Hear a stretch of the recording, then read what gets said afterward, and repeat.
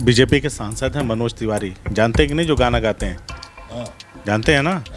उन्होंने और कुछ और हिंदू संगठन के नेताओं ने कहा कि चंदा हमारा, मंदिर हमारा, भगवान हमारे, हम चोरी करें चाहे जो करें, ये सपाई कौन होते हैं बोलने में?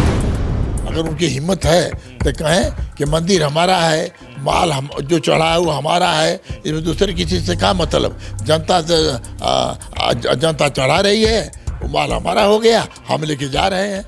तो जनता के बीच बताऊँ मैं, जनता इसके लिए थोड़ा ना दिया था, वो तो आस्था के नाम पे दिया। नहीं, तो इतिहास है कि कोई ज़्यादा दिन चलने वाला नहीं है।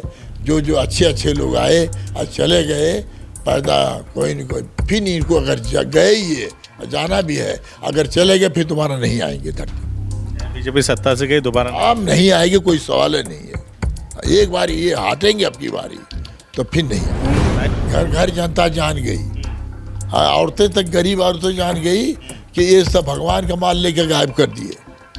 जब उनके दरबार से माल गायब हो गया तो ये किसी के नहीं है, जब भगवान के नहीं है तो किसी के। कि 2017 से पहले जो भी बजट होता था सरकारी, वो जो है कब्रिस्तानों में लगता था, कब्रिस्तानों के बाउंड्री वाल पे लगता था, मज़ारों पे लगता था, इस तरह की बातें कहेगी।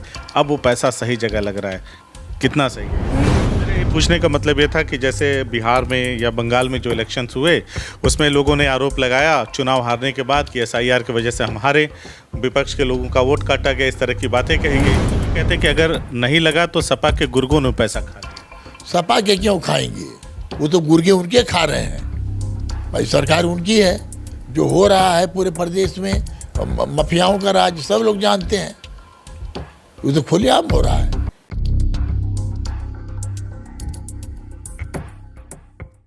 बीजेपी के सांसद हैं मनोज तिवारी, जानते हैं कि नहीं, जो गाना गाते हैं?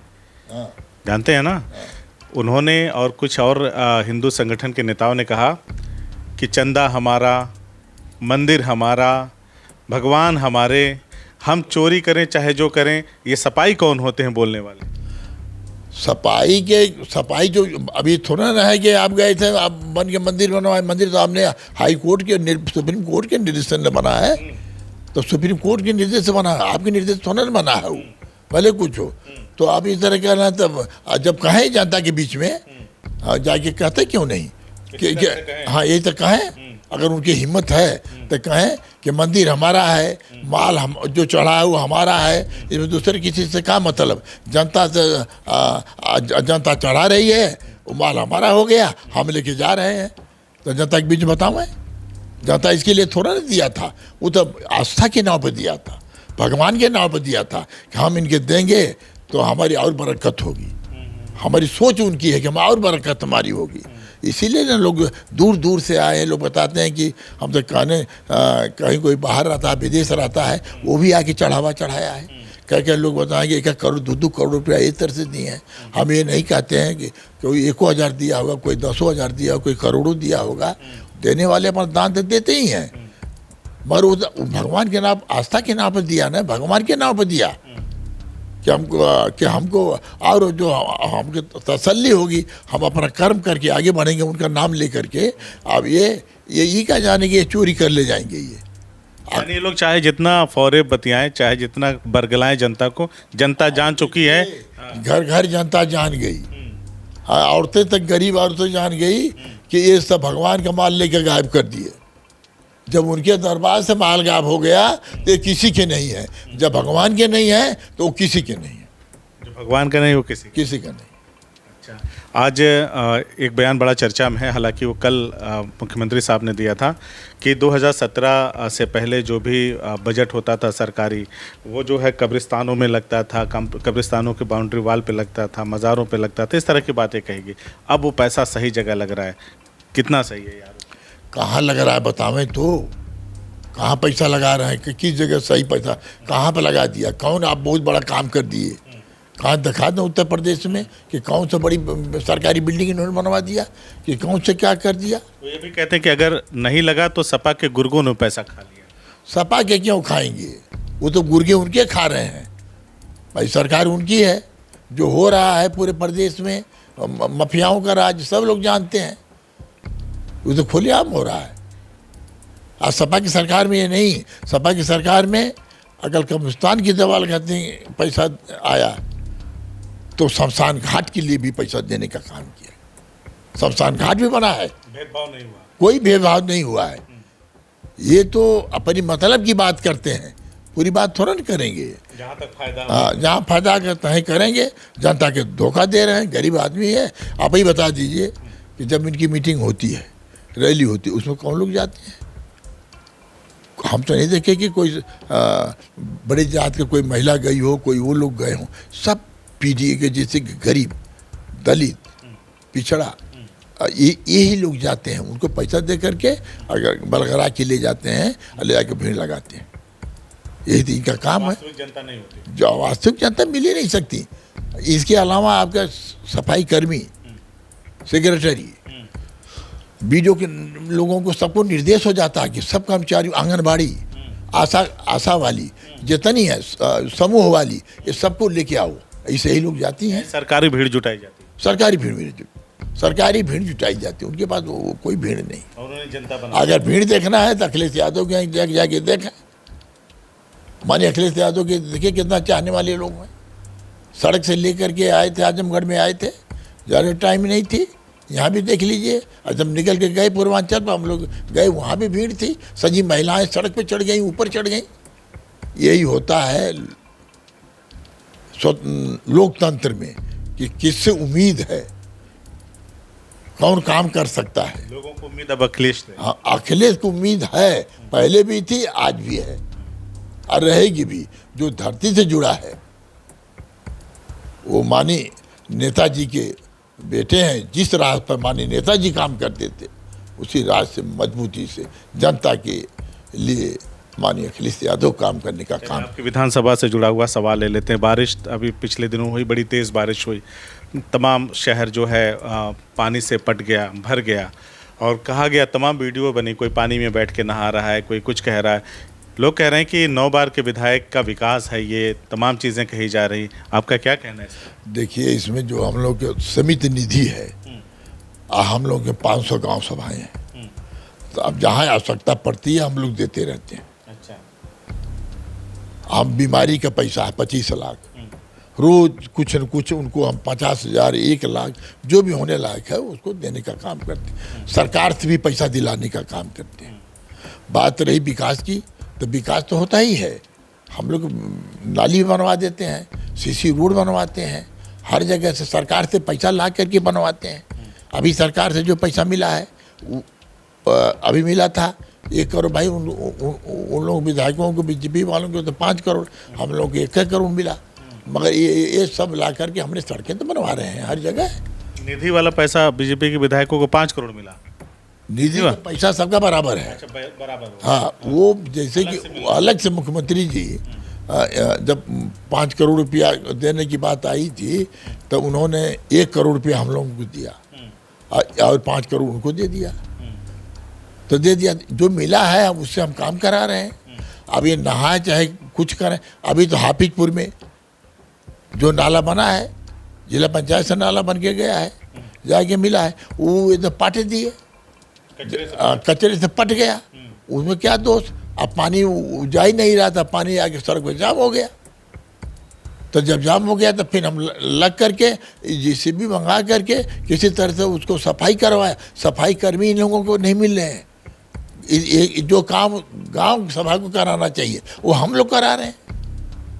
इसके खातिर नहीं कहेंगे, क्योंकि हम तो कह ही नहीं सकते हैं, चाहे नगर पालिका का हो, चाहे डीपीआरओ के माध्यम से हो। जहाँ इससे बात आ गई तो हम कहेंगे कि आप इसको ठीक करिए।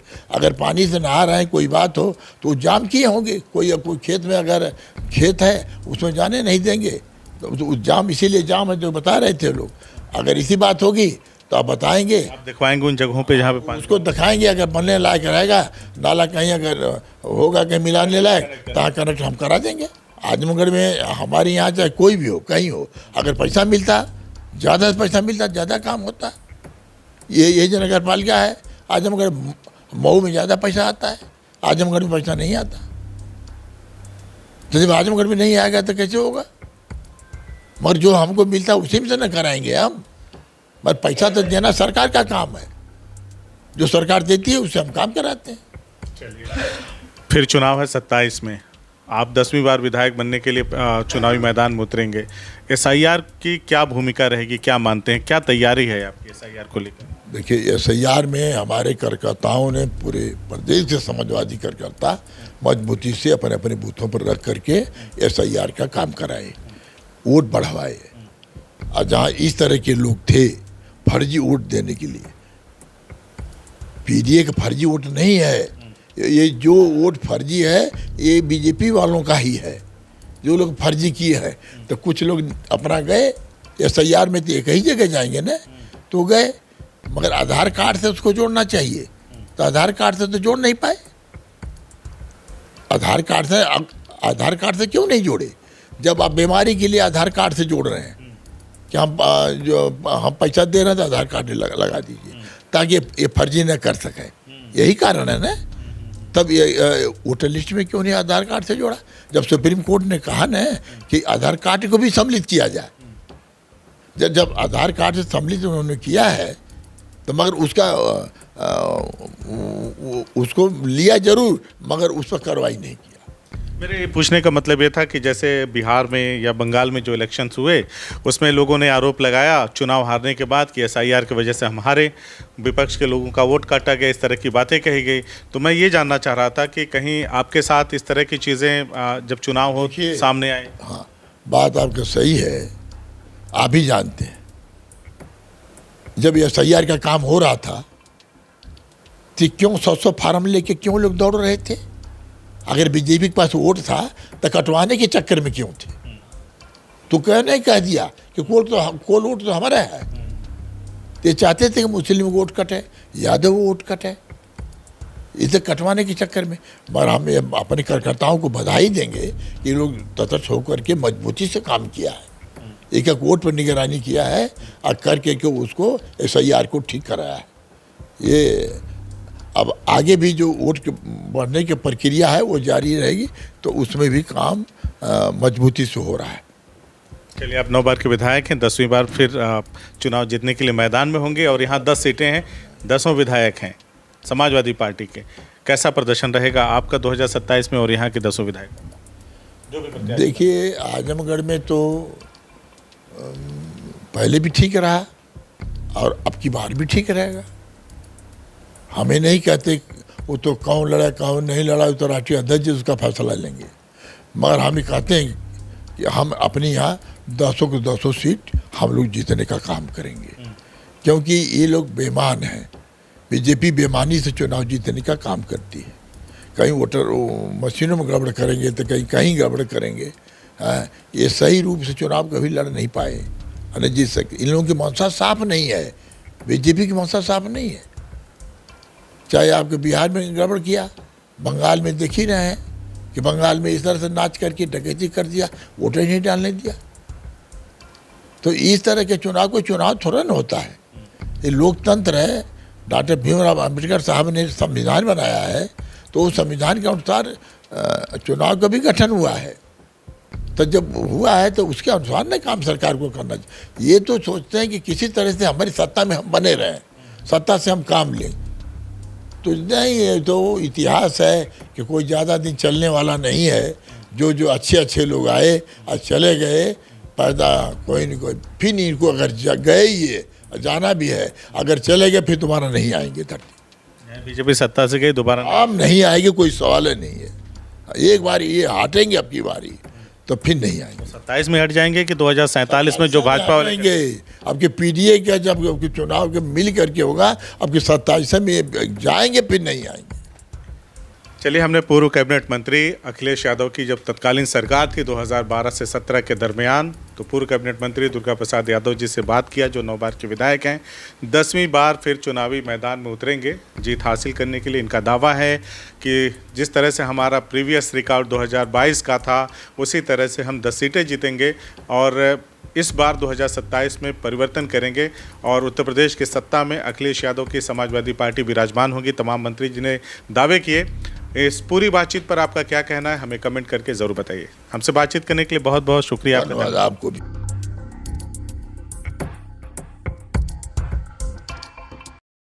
क्या तू सच में जा रही है? नहीं, तू पापा को तो जानती है ना, पता नहीं। बचपन से मुझे डॉक्टर बनना है, मेरा सपना अधूरा रह भी जाए तो यहाँ किसे फर्क पड़ता है?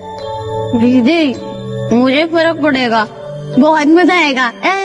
तेरी तो अरे अरे अरे अरे अरे अरे ऐसे कैसे मेरी गुड़िया का सपना अधूरा रह जाएगा? वो तो सबसे बड़ी डॉक्टर बनेगी। बाबा, उसके लिए घर से दूर जाना पड़ता है। और अगर मैं कहूँ अब कहीं दूर जाने की जरूरत नहीं तो आकाश इंस्टीट्यूट लेके आए नीट और जेईई की तैयारी अब हमारे घर के पास।